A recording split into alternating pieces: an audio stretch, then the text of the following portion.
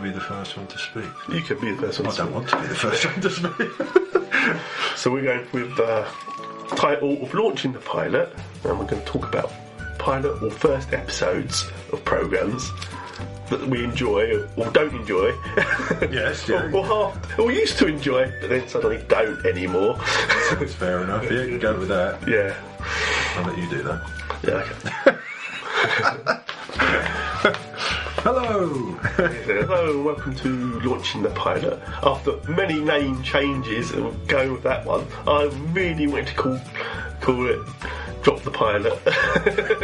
But there's fear of copyright. Yeah, Joe Norma Trading's litigious, apparently. And there's also a group, there's a band called it, and they have a Twitter account and stuff. Well, we don't want to get mixed up in all that sort of... And I think it's like a German group or something. Oh God, no, we don't want that. No, so we'll stay away from that one. But then I thought we'd just discuss pilot episodes of programmes, or the very first one, and it doesn't have to be. We can go off topic a bit. I don't even mind doing like the first film of a film series. Yeah, yes. The films are a bit longer than TV programmes, and it was hard enough getting time to watch one episode of. Twice. Yeah. Space 1999 I thought we'd do first. I don't know why I chose it. It just sort of come to be we do that one first, and then we watched it, didn't we? We both watched it, but then we didn't do anything about that. We didn't get together or anything, and it forced us to watch it a second time. Yeah, then we have to watch it a second time, and it was really hard going. It's not this a bad programme, it's just that episode isn't great. No, it's not. It's dated. Yeah. It's dated badly. Yeah. So, really, the premise of Space 1999 was they're on Moonbase Alpha, they're trying to get to some planet called Meta, but there's a virus or something that's affecting the astronauts, so Commander Koenig goes up there to sort it out. I may add, Commander Koenig was actually flown by Scott Tracy, if you noticed, the man doing the what's your commentary? Yeah, was Scott, the man that does the voice to Scott Tracy.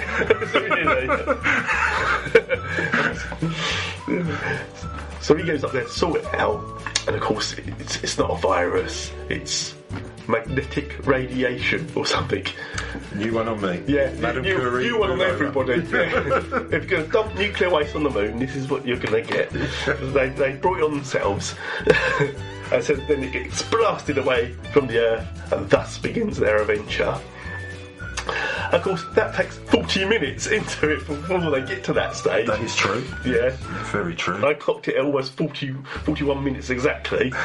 It was a slow episode. It was. As was much of the acting, yeah, I may add.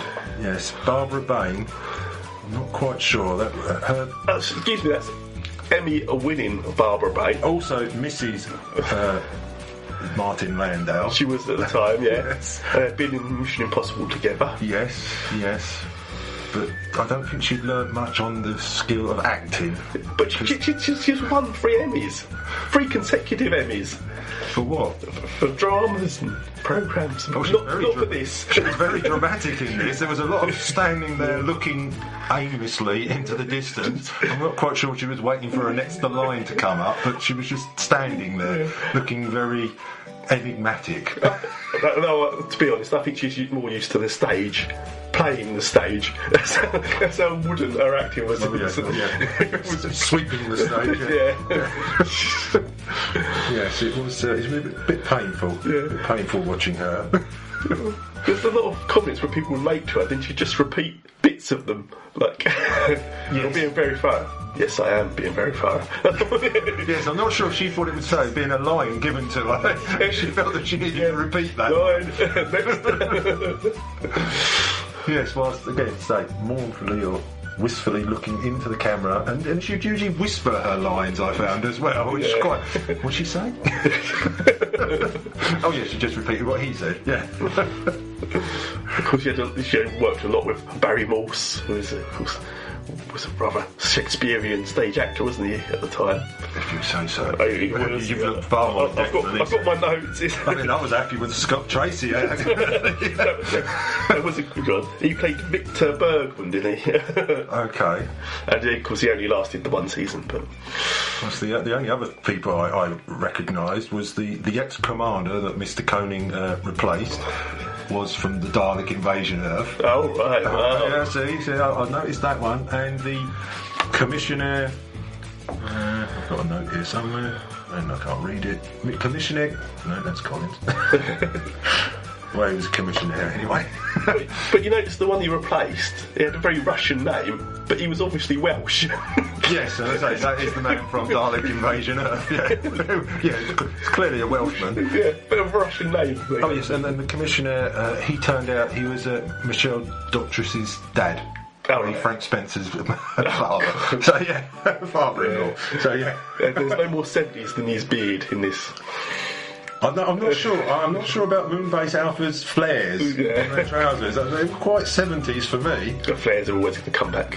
Though, of course, it is the past now, so... That's 1999. No, it was September the 13th, 1999. I remember the day well. Yeah. I looked at the moon lucefully. We all knew what we were doing that day. As it sped away. It was devastation to the Earth. Apparently so. So much so they couldn't get Sky reception because the TV went dead. Yeah. Well, we all know that one. They didn't even realise their launching space station was gone as well for ages. No, apparently not. No. It just dawned on the moon's gone. Oh well, never mind. Yeah. We're rescuing on that space station we've got. It's gone as well. Anyone check the insurance claim on that one? I did like the new commissioner was looking into ways to rescue them. I thought they're out of a job. Well, it was only a new moon commissioner because the old one was now on the moon. Hurtling off in towards space. Yeah, they got replaced. They got jumped up quite first. Climbed to his wife. My first promotion in years. Oh, well, there's moon now. Maybe he's in charge of all the little chunks that brought back over the years. Yes, quite possibly. I also noticed in the episode how many eagles was there actually on Moonbase Alpha, because there seems an awful lot. And they used them all. Yes, apparently. So much so, they had to use the commissioner's one, didn't they? Yes, and they destroyed a fair few as well. But I seem to remember in subsequent episodes that there's a lot more eagles, so they seem to be able to build them as quick as they knock them down. Oh yeah, they're always blowing up, but always having that one. And also, it turned out that an eagle pilot has to wear a helmet at all times. No one else does. No. The passengers are quite fine and they're safe and sound, but the pilot must wear a helmet. Well, I did notice that the eagles seem to contain their own gravity. Yes, that's correct. Gravity's fine on an eagle. Apparently so. And you only need a basic seatbelt around your waist. That seems to be another thing. I do like when you had they were out on this moon and they're in the space suits and they're all moving slowly and that. Then they're looking at them through the window and their gravity's fine inside. And out there they're all moving slow with the strings attached, of course. Yes. There's a bit of wire work there, you can see. I must admit, I'm quite looking forward to the future when I get to have one of these remote controls that allows me to open the door and close the door. And apparently when you land on the moon, you get your own remote control. I noticed. Yeah, you handed him one, didn't you? Yeah, every time someone turned up on the moon, you got a remote control, which was marvellous. They're probably like TV remotes. That one only works this moon base. If you ever brought one from home, it wouldn't work. Of course, they've got little TVs in them, which they really showed because that was high technology, weren't it? Yes. And the thing is, they had masses of cable coming out the back of them, so they always have to hold it at an angle so you couldn't see. Yes, there was another clip in that episode where I think the moon is just leaving, and someone calls Commander Koenig from his office, and he says, "I'll be right there." He swivels the chair, and the wall opens, and he's there. Yeah, he's actually in there. There's also time-saving devices, obviously. Yeah. I also quite enjoyed in the episode where Collins became ill. Yeah. And no one seemed to notice because they just turned their back on the poor guy. Yeah. We were saying, we've got to go, I've got to get out of here. Yeah, just in a minute, Colin. You're talking to your superior officer. It also appeared that one blow of his eagle helmet cracked the window quite sufficiently. Yeah, but no matter how many times he hit it afterwards, it never cracked any further. Yeah, I thought the first one, that's not safety glass. Put it in there. There was some poor glaziers there. Yeah, you're double glazing people. You should have a word with them. It wasn't Everest. Yeah. But luckily they managed to drag him out of the room just as the windows did finally break. Yeah. Which was a stroke of luck, I felt, on their point of view. I noticed when the episode started, they mentioned Meta 7 times in like 5 minutes. Do you think they were labouring that point? Now they're getting to Planet Meta, we've got to get to Planet Meta. Yes, and again, would this episode actually end when they decided they would actually go to Meta because it was the closest to them. They hadn't gone that far away from the Earth, but now apparently Meta was closer. Yeah. And it's a sported life, and I suppose that's the next episode, isn't it? And so I couldn't get that far. Yeah. I've watched it when I was young, but I don't remember now. No, I'm sure I remember aliens in glass boxes, though. I remember a lady with funny eyebrows. Yeah, she comes series 2. Leda? Yeah. Oh, I can't remember. Yeah, I know what you mean. Yeah, she could change. She was series 2. She was a shapeshifter of some description, usually into an eagle of some description, like that, or a mouse. If I remember. Well, you notice between season 1 and season 2, they changed loads of cast members, and there's no explanation for it. Well, obviously they got the shuttle home. Barry Morse just disappeared completely. Yes. Never explained, never said. No. Apparently it was supposed to be a line where it says, oh, he died on doing something on the way home. But it was Barbara Baines and she just looked at it at a distance. Feed me alive, feed me alive. Yeah. I'm just going to look at this X-ray for a little bit longer. Not sure. Yes. And I enjoyed the part of the soundtrack. Obviously, it was a stock soundtrack from Thunderbirds because all Eagles now sound like Thunderbird 2 or Thunderbird 1 landing or taking off. I know. The Andersons obviously felt they couldn't spend any more on the soundtrack. But some of the model work's really good. I really wanted to have an eagle. When I was a child, as a toy, I wanted an eagle. Yeah. They're great. I had one. I had one with the radioactive cylinders. Oh, yeah, but were they nuclear radioactive? They were. They had the whole side on there. Just going back to that, in this episode, their idea of getting rid of the waste was to pick it out of a hole and then drop it. This is nuclear waste, and they just seem to fly along and release it and just dropped it anywhere on another part of the moon. Yeah, they took all this trouble to put it in these bunkers. Yes. But then obviously you just throw it. Yeah, you just throw it. Yeah, it's just not a problem. Yeah. They had a lot of them though, didn't there? There was a lot of them. There was an awful lot on there. Apparently, was it 140 times more than what there was in Area 1? And Area 1 was the problem. That was the one that started it. So, yes, there's obviously a lot of room up there on the moon. But Area 1 was on the dark side of the moon, wasn't it? Yeah. That's how they...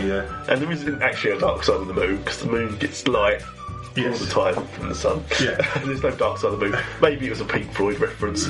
Possibly. There's probably other song references in there. The Laughing Gnome might have been in there somewhere. As long as it weren't that damn John Lewis advert. He should have been surrounded by all that waste. Nuclear waste. Oh, it's alright. Pesky humans came up here.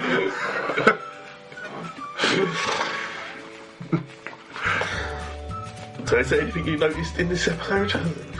No, it was completely boring. I noticed nothing. It was completely boring the second time round. The first time round it was just boring. It was just boring. I noticed how, in like true Star Trek tradition, that Commander Koenig was the most agile and powerful man, because no matter how much gravity, he was the only one that could crawl all the way to the comms centre and talk to I can't remember his name now, the other pilot? Alan, yes. He managed to talk to him. He was the only person that could actually move. Yeah. But luckily, seconds later, gravity was back to normal because the moon had stopped moving. Yeah. Yeah, I can't talk about that one else. Because it didn't stop moving, it's just carrying on, it was just moving. Yeah, it was stabilised. Decelerating. Yeah, decelerating. It was stabilising itself. But, and again, in kind of Star Trek tradition, everyone had a different colour sash. Yeah. Different colour arm. I was trying to work out if it meant something. Like, obviously, Koenig's was dark, was it black? Koenig's, I think, was purple, and it was on both arms, if you noticed. I noticed a lot of people had red. Yes, yellows. They got killed off, like in Star Trek. Never wear red. There was a couple of yellows, and Barbara Bain, looking menacingly into the distance. Had a white version, I think. Also, no, hers was yellow. Sorry, it was the Professor. His was white. Yeah.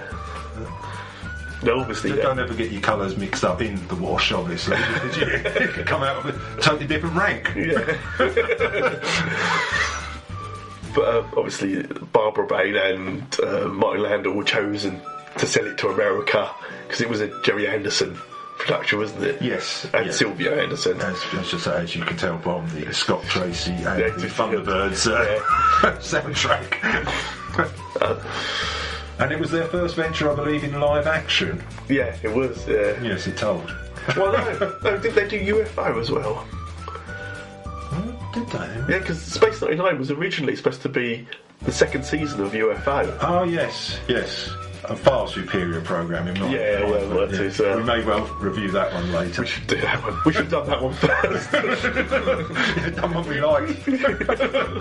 Well, we did like Space 1999. I loved it at the time. And I think there's an episode called something like Demon something. Yes, apparently that's the first one when they meet an alien. Yeah, and it eats people, doesn't it? I honestly can't. That's one where it eats the crew of this exploration ship, and it scared the life out of me when I was young. Because they come out as skeletons, they go in whole as humans, and they get ejected as skeletons at the end. It terrified me when I was young. Well, Wade's not one. Yeah. No, I cannot recall that, but I have seen. There was like a junkyard in space, and all these spaceships were just gathered all around. Yes, vaguely sounds familiar, but then hasn't that also been used in other such sci-fi episodes as possibly UFO and definitely Red Dwarf? Yeah. Again, a far superior program. Quite a different vein. Yeah. Is there any programs yeah, obviously this is the first episode, so they've got to set up a lot of premise, a lot of stuff. So. Yes, they did, and they did it well. I was saying in 41 minutes they managed to eject the moon. And I think the sets look very 70s because it was 75 it's filmed. Yes. But they do look good. You know, compare it to something like Star Trek, which is a few years earlier. I think the sets look pretty good. Yeah, they have seen a bit. There's a lot of plastic. Yeah, a lot of plastic. Shiny white plastic. Yeah, lots of shiny Formica. Yeah. But yes, they did see. They've got a lot of space. Yeah. No pun intended there, but there seemed to be a lot of room around to move around within space. It looked like a big set. It was quite a spacious area. They obviously spent money on it. Yes. Yeah, you wonder why. Yeah, they got 2 seasons out of it. I think they redesigned the set slightly for the second season. Is it 2 seasons? Oh, yeah, 48 episodes, 2 seasons, that's it. God, I thought there was a lot more than that. Oh, no. Especially when you went to watch the first one twice. It just seems to go on forever. Well, so we've watched it more than twice because I remember watching it the original time it came out, and possibly since. In some American networks, that was shown at prime time. It was a prime time series. I remember it Saturday mornings. Saturday morning cinema. Saturday morning, yes, I do remember Saturday mornings with it. But you always were gripped what possibly could happen to them next. Yeah. Would they ever get back to Earth? I mean, if I do remember, I think they tried to slingshot the moon at one point with another nuclear power, with a nuclear explosion. They were very keen on the nuclear. Oh, they had a lot of it. They had 140 times more apparently than Area 1. I don't know if there was an Area 3. Yeah.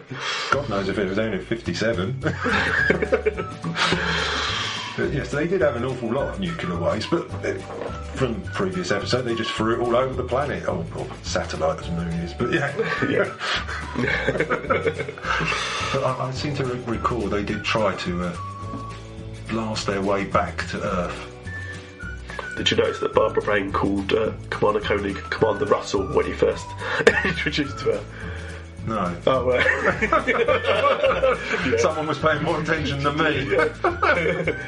No one gives her the line. No, that's it. I was just fascinated the way she just stood there and looked into the distance. I can't remember her being that bad in all of it, but she must have been the same. No, I can't remember. In fact, in some of the episodes, I think she actually flies an eagle at some point. I'm sure she does. She's certainly been on an eagle. Yeah. I seem to remember her flying one. She could have done. She could have. I mean, you had the Australian pilot, didn't you? Alan Carter. Alan, yes. Paul being my favourite for obvious reasons. Yeah. But, and the moustache. So there was one actor in it as well. He's only appeared in that episode. He was also in James Bond's Live and Let Die. I can't remember what his name was in it, but everyone hated him. I think it was like Benjamin or something he was called in it. But everyone didn't want to work with him, so he only made it to that episode and no more. He was a star. Yeah. He'd been to Hollywood. Yeah. He had his own trailer. Which was a caravan, of course, out the back. Which again is probably why they hired the Martin Landau and Barbara Bain, because it's getting away with one trailer. Yeah. Husband and wife, yeah. They can do one. I think they'd be fine. I guess because they were in Mission Impossible together. I guess they were married then, or that's when they met. Yes, I forget that she was in Mission Impossible. Yeah, both were together. Yeah. Yes. And of course, Leonard Nimoy was in Mission Impossible. Didn't Leonard Nimoy take over for Martin Landau? Or was it the other way around? Paris. His name was Paris in it. Yes. I think Martin Landau may have replaced him. He may have, yeah, because I'm thinking he played the part longer, didn't he? We should have done Mission Impossible, you know. I'm sure we possibly will do Mission Impossible. We could have done it. If we can find it, we'll do it. Yeah. that is the premise. If we can find it, we will do it. That's just it, completely. If we find it, it will come. You may not like it. Yeah. Pretty sure we won't, but... Yeah. I can't think of anything else to even talk about on that programme. Yeah. So I wrote notes down, and they seem to be gibberish now. I think we've covered most of those. Yes, I think I've covered most of the notes I wrote down. Yeah, the budget of $3 million. Help me, I think there's a note on there. It's a budget of $3 million. $3 million? $3 million was their budget, and I said it looked good. Do you think they got their money's worth?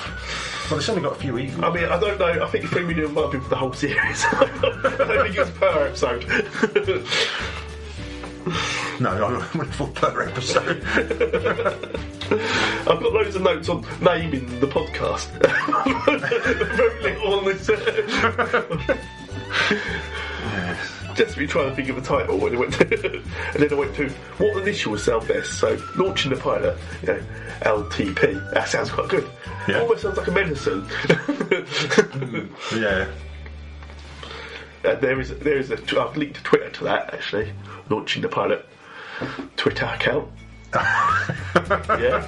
Though because I have to call it launching T pilot because I can't fit it all in, so it's launching to pilot. Okay, yeah. So we didn't think about that part, did we? No, it was. If it could be worse, could be lunch the pilot. You haven't seen the picture I've done for it yet. I just done it. I've done it on paint very quickly. Well, that needs a picture. Let's stick one up there. Oh, come on. But there was a certain lack of creative input from you on naming the pilot. Well, yeah, I'll admit that. And I don't see any drawings. I was standing there looking northly at the moon, just thinking, what can I do with that? Not a lot. Right, so we have mysterious disease. We know it was. Yeah, it was. What was it? Radiation. Oh, magnetic radiation. Which no one ever thought to look for before. Because no one's ever heard of it before. So that's why we didn't look for it. Which, it's fair enough. So they were both right. Yeah. It was radiation that sticks to you, apparently. And they all died, apparently, all the people who got it.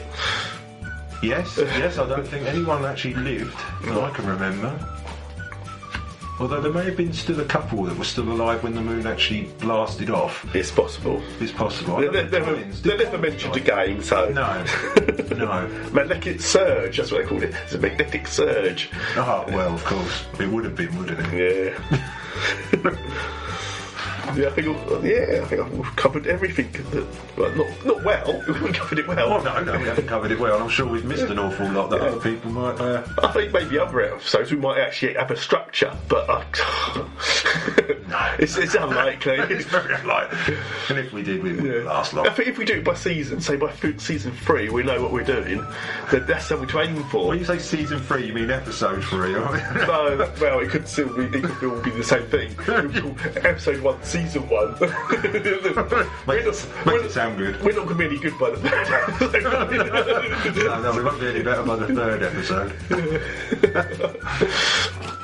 So next we're going to do the unaired pilot of The Big Bang Theory. Yes. Which wasn't so painful. Well, it actually was painful. Yeah, it's short. It's a lot shorter. And of course, then there's a problem of finding where to find it. I did find it, and maybe I should have thought, oh really? Because it didn't air. Should we do it? But it's a lot to talk about because at least it's different from how the show really ended up. Whereas the first episode of Space 99 is more or less the same as all of them.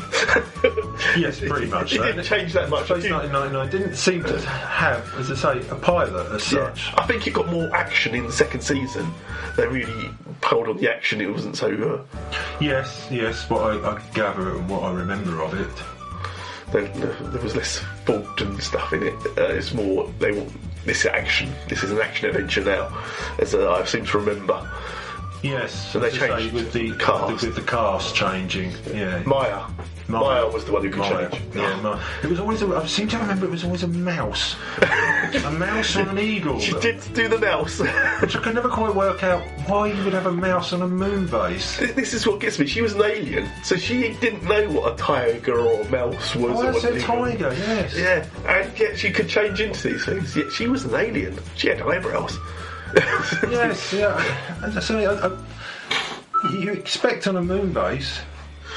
You expect on a moon base for it to be pretty sort of airtight and airlocked, but she was turning into a mouse that seemed to get everywhere. Yeah. I remember when she was fighting a giant robot. That's when she changed into the mouse because they thought it was a creature, but it was actually a robot. So she had to get a small creature like a fly or mouse or something to get inside it and watch it. You remember a lot more than I do. I do, yeah. I had the albums. When you mean albums, you mean books. Yeah. Not in record, vinyl. Yeah. Vinyl for you old people. 8-track. 8-track. The 8-track stories. I remember cylinders. But about my toy eagle, actually, because I said it had the radiation pods. Yes. Apparently, someone found one of these and thought it was real radiation and called the police and everything. No, it's true. It was on John Craven's new album. Well, it must be true. It's all true. And so from that moment on, they all come blank. Okay. So, but mine had the actual stickers on. You had the actual stickers. If only I kept it, it might have been worth like a £5 now. Possibly. It was nowhere near as good as Shadow vehicles. Oh no, you're not knocking Shadow vehicles. Yeah, that big. But that's another episode. Yeah, it really is. Talk about Shadow vehicles. I want to talk about the giant torpedo on the Shadow ships, though, that could fire once and only once, and that was it. Oh, on the spacecraft, yes, fantastic. Yeah, one shot only. They were. That was it. The third one, though. So. Yeah. 1 out of 3 or so. Because there was always 3. There's always one that got through all damage. Always. But I should think, we should say that for another time, I suppose. Yeah, don't want to get too excited. Okay, so that was the first episode of launching the pilot. Definitely calling that. Yes. Because otherwise I've got to change the writing and paint and everything. But you haven't done Big Bang Theory. No, we're going to... That's the second episode. That's the second episode. We're doing it a week apart. Oh, my God. We're not doing it all in one go. Well, yeah, we are, but I'm pretending that we're not. What should we do for the second episode? We're doing the unaired pilot of Big Bang Theory. What a good idea. Yeah. Just wait till we get to the end of that and then decide what we're going to do. Because we ain't got a clue yet. Any of our listeners want to send in requests, we won't listen. Yeah. Because you don't expect there to be a listener. No, wait a minute, and that's requests about programmes. Oh, yeah, sorry. Not what we can do with ourselves. Yes. That's if they're allowed to listen to the radio late at night in their cell. I did write down the structure of how we're going to talk about it, but we were just so fed up with it. I have to watch it again. Don't box me in. Don't give me a structure. Yeah, it is available on YouTube to watch if anyone wants to watch it. What, this podcast? No, not this podcast. No, it's 1999. It's yes. on YouTube. Go look for yourself. See what all the fuss was about. Yeah, see how good our podcast is, how true it is to the story. How many Emmy Awards would you give to Barbara Bain? 4. 4, yeah. Give her another one for just the... Martin Landau, Oscar-winning Martin Landau. Oscar? He's won an Oscar for Best Supporting Actor in Ed Wood. I was going to say, not in 1999. He played Benny Lugosi, didn't he? Have you seen that? No. It's where they're filming about... Space. Yeah. He got an Oscar for that. Did he really? He did. Oscar it must have been a very slow year, that. Yeah, I saw I was moving up against it. I thought, yeah. Obviously, there was no ethnic people that year. There never is at the Oscars. No, apparently not. Apparently not. A film that no one's ever heard of should have won the Oscar. Revenant? What's that? I don't know, something about a priest. Yeah. I thought it was like Bears, like Hair Bear Bunch or something.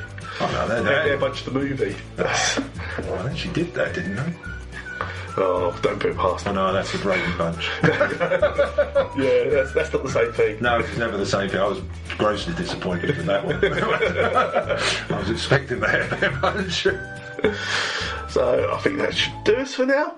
And I'll have some fade out music and everything.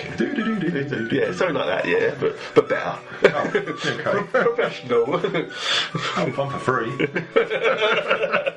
You got a free drink. What do you want more? True. And you got to play the night bus. Yes. So this is me, Brian, signing off.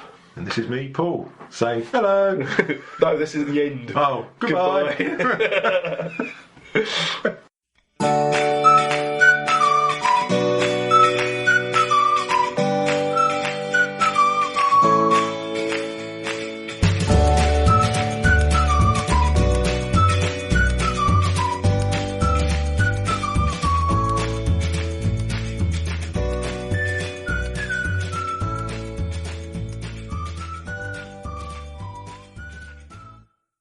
Cannot allow it to go further. I entirely agree. I believe you mean that. You don't sound very optimistic. Scotty, beat me up.